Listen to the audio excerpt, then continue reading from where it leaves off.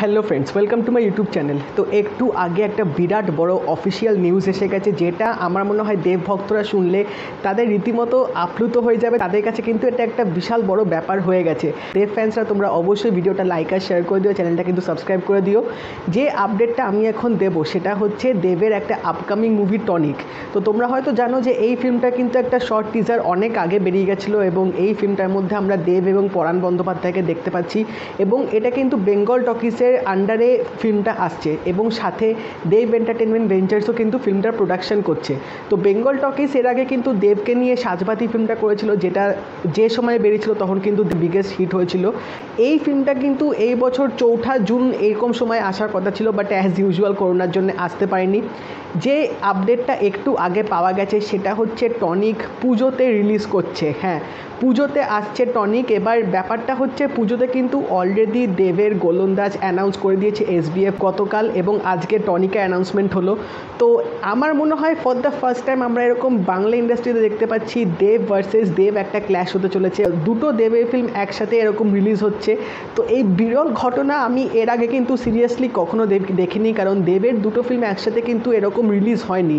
So this is really exciting and for the surprising ব্যাপার, পুজোতে এরকম দুটো বিগ বাজেটের একটা মুভি রিলিজ হচ্ছে, কারণ দুটো মুভি নিয়ে কিন্তু বিভৎস রকমের হাইপ আছে।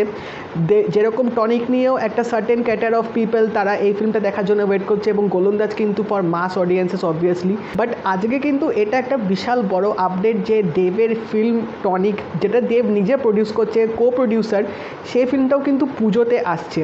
তো এই বছর বোঝাই যাচ্ছে পুজোতে কিন্তু অনেক বাংলা ফিল্ম হয়তো রিলিজ হতে চলেছে, বাট তার মধ্যে আমার মনে হয় এই দুটো ফিল্মে কিন্তু অডিয়েন্সের মধ্যে সবচেয়ে বেশি চর্চিত হবে, কারণ দুটো ফিল্মে দেব আছে এবং দুটো ফিল্মে হাইপ কিন্তু চূড়ান্ত লেভেলে পৌঁছে গেছে আজকে, স্পেশালি এই নিউজটা আসার পর।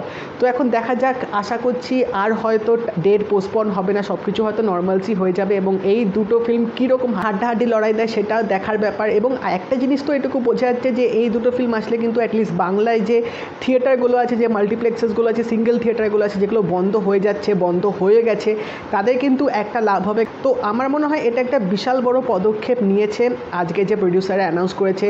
অবভিয়াসলি টলিউড ইন্ডাস্ট্রি ফিউচারের কথা মাথায় রেখে এবং হল ওনারদের কথা মাথায় রেখে, তো বিশাল বড় একটা ব্যাপার।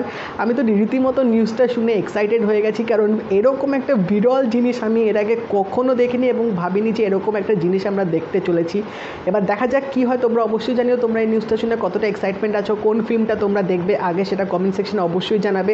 আর যদি এই ভিডিওটা ভালো লেগে থাকে লাইক করে দিও, শেয়ার করে দিও, চ্যানেলটা কিন্তু অবশ্যই সাবস্ক্রাইব করে দেবে, নোটিফিকেশন বেলটাও কিন্তু অল করে দিও। তা দেখা হবে পরের ভিডিওতে। বাই।